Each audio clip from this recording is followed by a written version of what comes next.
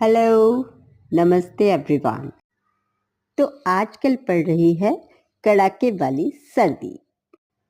I hope कि आप इसे भी अपने अपने तरीके से एंजॉय कर रहे होंगे और अपने लाइफ स्टाइल में कुछ ज़रूरी चेंजेस आपने कर लिए होंगे।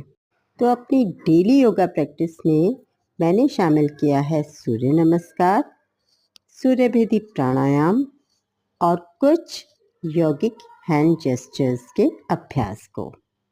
हैंड जेस्चर्स या हस्त मुद्राएं योगा का ही एक महत्वपूर्ण हिस्सा होती हैं, जो हमारे शरीर के विभिन्न तत्वों को संतुलित करके हमें अलग अलग प्रकार से लाभ पहुंचाती हैं। तो सर्दियों में हम एक हस्त मुद्रा का अभ्यास कर सकते हैं, जो है लिंग मुद्रा।